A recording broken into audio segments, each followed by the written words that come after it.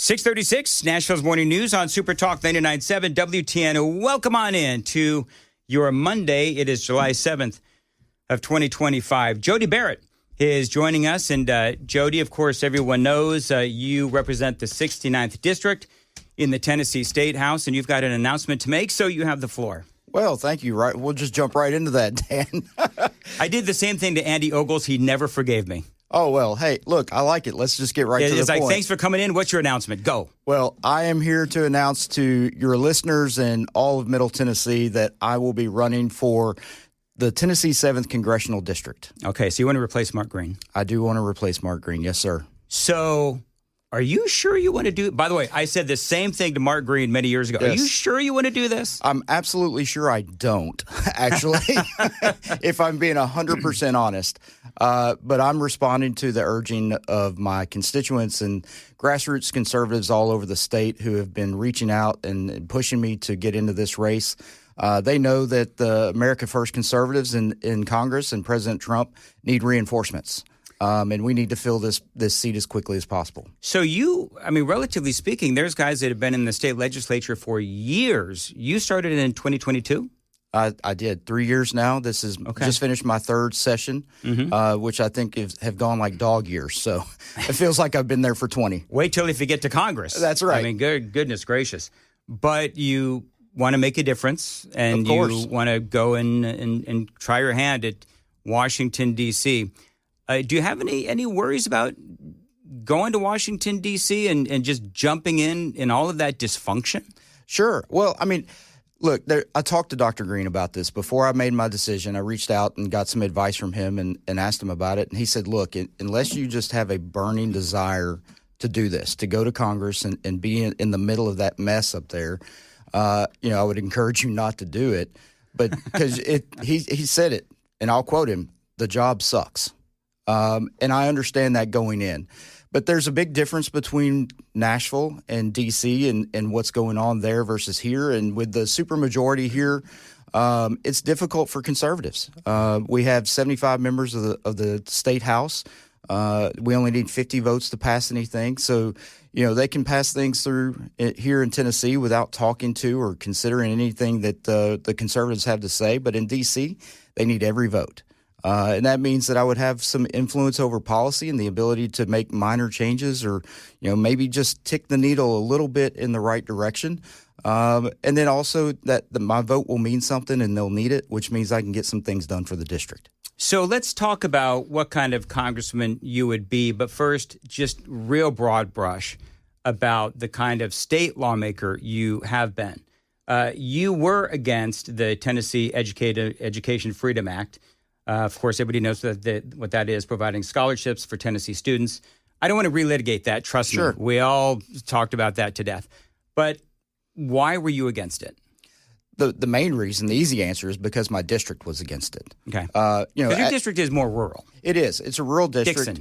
Dixon, Hickman, and Lewis County. Yep. I don't have any private schools in my district. And so there was a combination of things. First of all, I'm the most conservative member of the state house.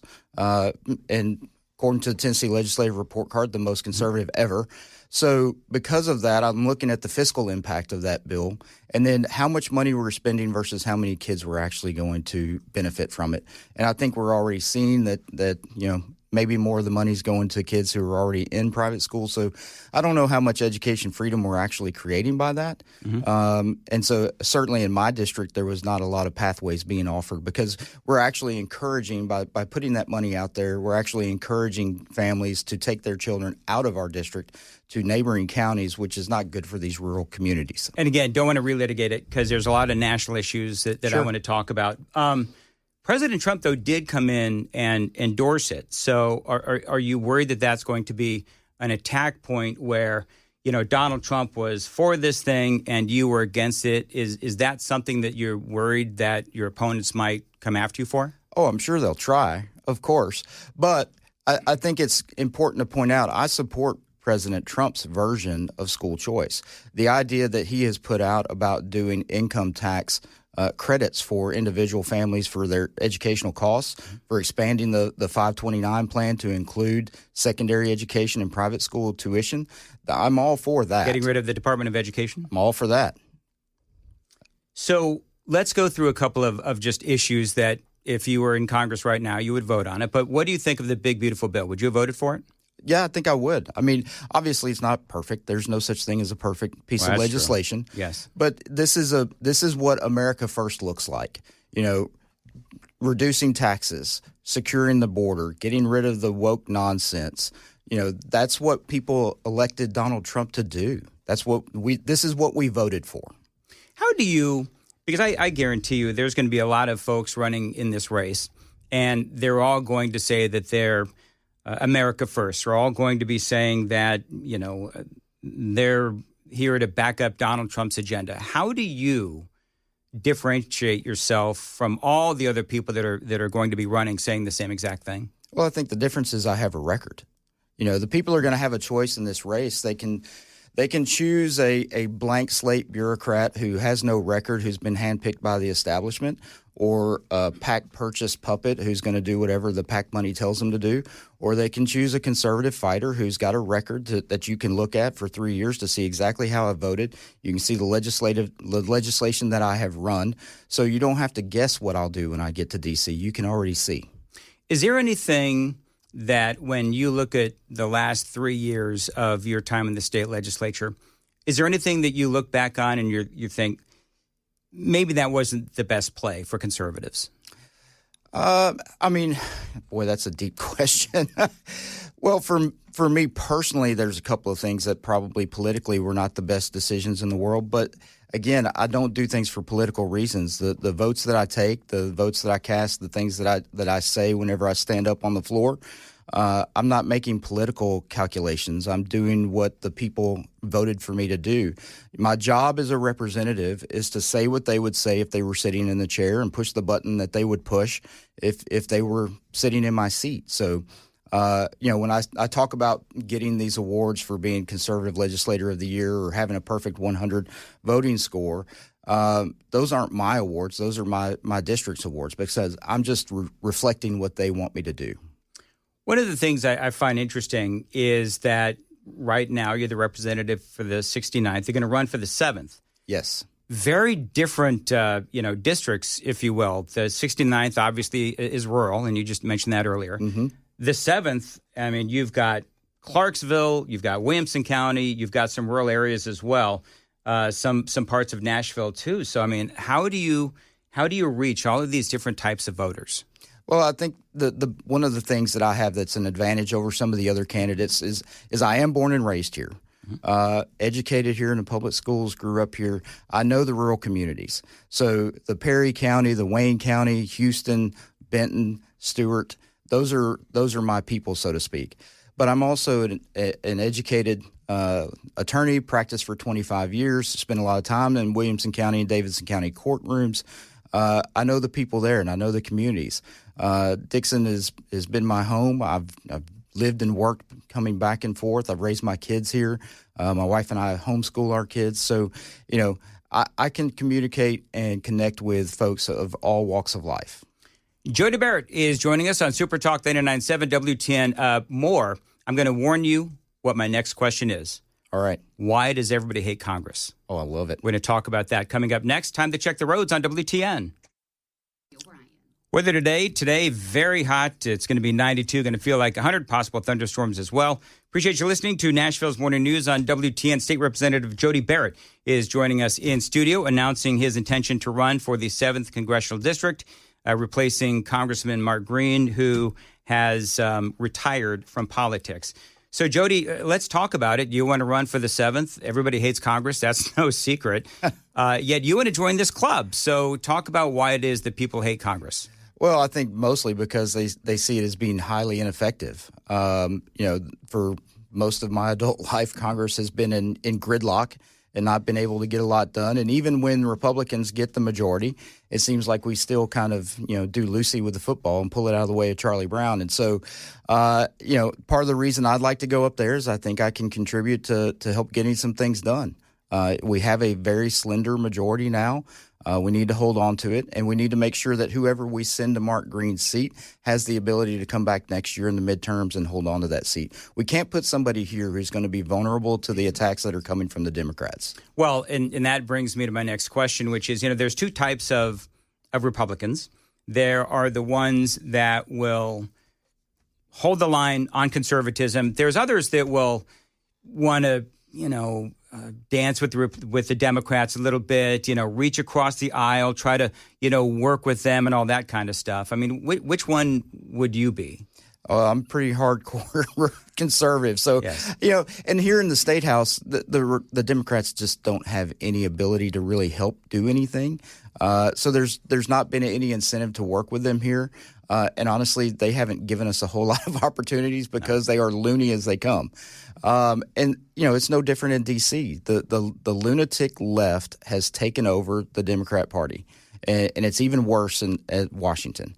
And so there's not very much common ground for us to find in D.C., which I think is why you see one side versus the other, and there's very little crossover going back and forth. I think the problem with Congress and with politics right now, and the reaction to the horrible flooding in Texas, I spoke about that earlier in the show, but where you have a media landscape and you have Democrats blaming Donald Trump and Republicans for it.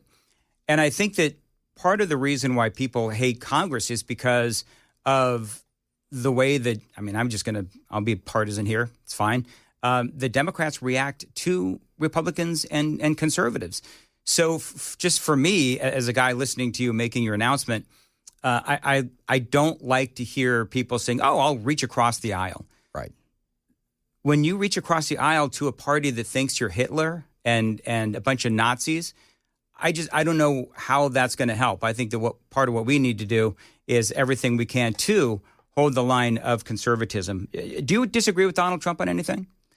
I'm sure there are going to be minor issues, but for the most part, everything that Donald Trump has done since he's been in office from 2016, I couldn't be happier about.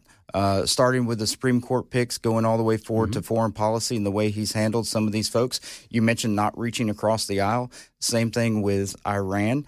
You can't reach across the aisle with Iran, people that want to kill you and want to see you burn. So he's done exactly what I would do. He's punched them in the mouth. And it's the same thing for the Democrats. You talk about the reason why people don't like Congress. It's because they run to the television as quickly as they can, get in front of a camera, just like Justin Jones does here, just to get their face on TV, to get some crazy quote out there so that they can get some media cycle coverage.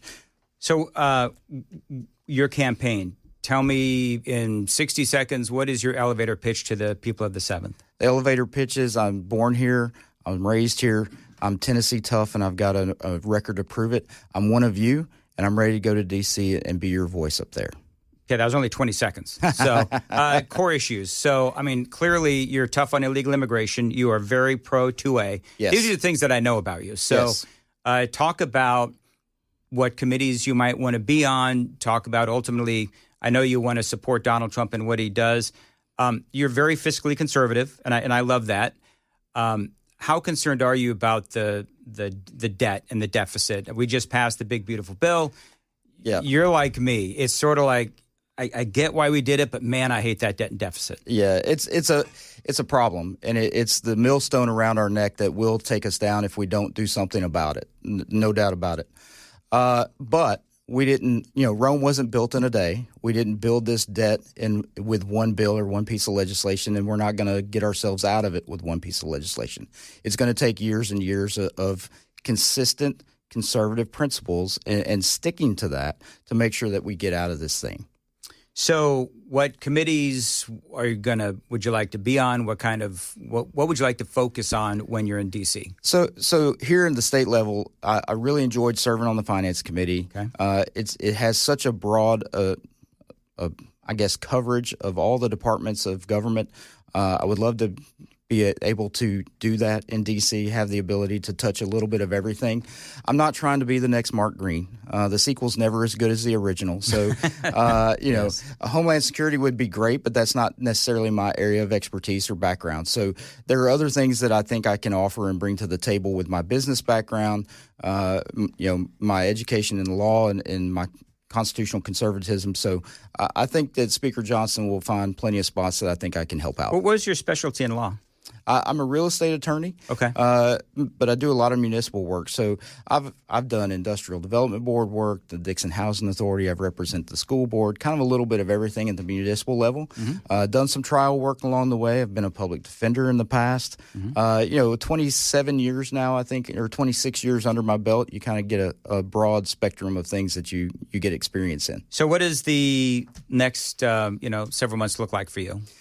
24/7. Go, go, go. Yeah, a lot of shaking hands. Yes. Kissing babies and all that kind of stuff. Yeah, this is going to be a very short sprint. Yeah. A lot of fundraising. I'll be making calls left and right. Did about 100 of those on the way up here. Mm-hmm. We'll be doing it pretty much every day and trying to make sure that we have enough money and support to get to the end of the race. All right.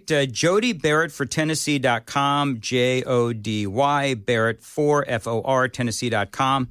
Full slate, I'm assuming, of all of your legislative history and what you want to do in Washington, D.C. and policy and all that kind of stuff is on your website? Yes. All right. Very good. Jody, good luck. Thank you for coming in. And it's going to be a long, couple months for you? It'll be probably about 110 days probably. 110 days. Okay, good luck. And we chime in on occasion. We can call you and put you on the radio and talk about some of the issues that you'll be voting on. Anytime. All right, very good. Jody Barrett, thank you very much for joining us on Nashville's Morning News. It is 6:52. Joan Jones has the news at 7. Joan.